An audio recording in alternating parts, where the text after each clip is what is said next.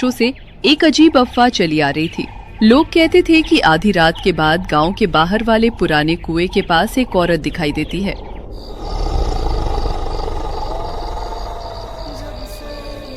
उसके सिर पर एक नहीं, दो नहीं, बल्कि 3 मिट्टी के मटके रखे होते हैं। वो धीरे धीरे चलती हुई गांव की गलियों में आती थी। सबसे डरावनी बात ये थी कि किसी ने कभी उसका चेहरा नहीं देखा था। जो भी उसे देखने की कोशिश करता, अगले दिन या तो बीमार पड़ जाता या फिर गांव से गायब हो जाता था। गांव के लोग उसे 3 मटकों वाली चुड़ैल कहते थे, लेकिन कोई नहीं जानता था कि वो आखिर थी कौन। गांव में एक आदमी रहता था, राघव। वो शहर में नौकरी करता था। फिर एक दिन वो छुट्टी लेकर गांव आया। रात को चौपाल पर बैठा था, जहां उसके कुछ दोस्त औरत गांव वाले बैठे हुए थे। राघव उसी चुड़ैल को लेकर मजाक उड़ा रहा था। राघव, तुम शहर में रहते हो इसलिए इन बातों पर हंसते हो, लेकिन हमने अपनी आंखों से उस औरत को देखा है। वो रात को बिल्कुल चुपचाप चलती है, उसके कदमों की आवाज तक नहीं आती। सिर पर 3 मटके रखे होते हैं और वो हमेशा उसी पुराने कुएं की तरफ जाती है। देखो महेश, मैं ये नहीं कह रहा कि तुम झूठ बोल रहे हो, लेकिन हर रहस्य के पीछे कोई न कोई वजह होती है। हो सकता है कोई औरत हो, कोई तस्कर हो, कोई धोखा हो। बिना जांच किए किसी को चुड़ैल मान लेना समझदारी नहीं है। बेटा, हमने जिंदगी में बहुत कुछ देखा है, लेकिन ऐसा कभी नहीं देखा।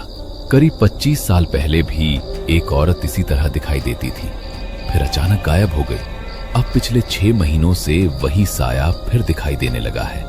सबसे अजीब बात यह है कि वो कभी किसी से बात नहीं करती, लेकिन जिस रात वो दिखती है, उसी रात गांव के किसी न किसी घर से कुछ न कुछ गायब हो जाता है। कभी अनाज, कभी गहने, कभी पैसे। राघव का माथा सिकुड़ गया। उसे लगा कि मामला सिर्फ भूत प्रेत का नहीं है, कुछ और भी चल रहा है। अगली रात राघव ने जांच करने का फैसला किया। महेश, नरेश और गोपाल भी उसके साथ जाने को तैयार हो गए। चारों रात 11 बजे गांव के बाहर वाले पुराने कुएं के पास छिप गए। चारों तरफ सन्नाटा था। हवा में अजीब सी ठंडक थी। रात के लगभग 12 बजे अचानक दूर से घुंघरू जैसी हल्की आवाज सुनाई दी।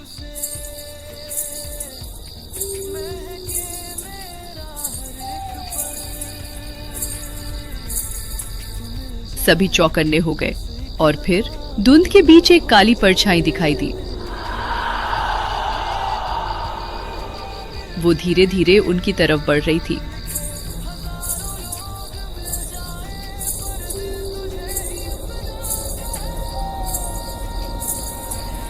उसके सिर पर सचमुच 3 मटके रखे हुए थे। सबकी सांसें रुक गई।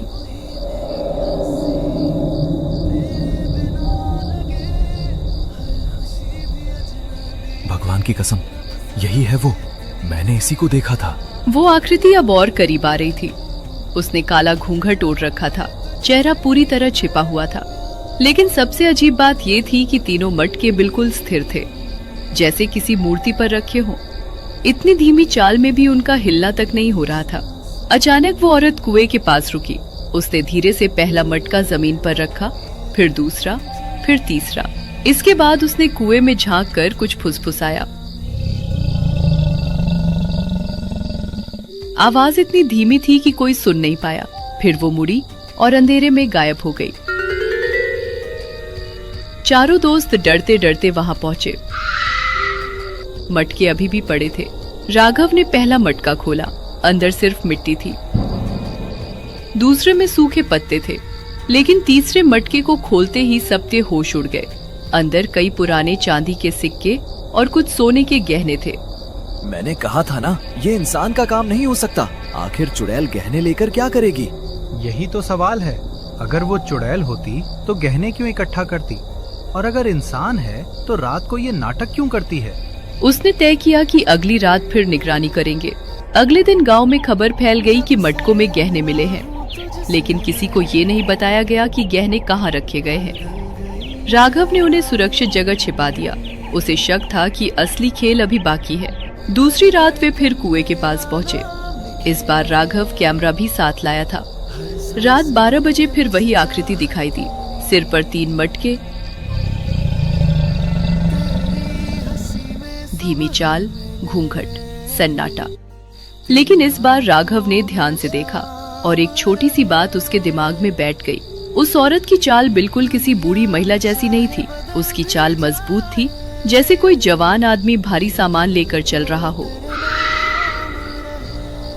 औरत कुएं के पास पहुंची, लेकिन इस बार उसने अचानक कहा, जो भी मुझे देख रहा है वापस चला जाए, वरना अगली सुबह सूरज नहीं देख पाएगा। चारों के रोंगटे खड़े हो गए। आवाज किसी औरत की थी, लेकिन उसमें कुछ अजीब था, जैसे कोई जानबूझकर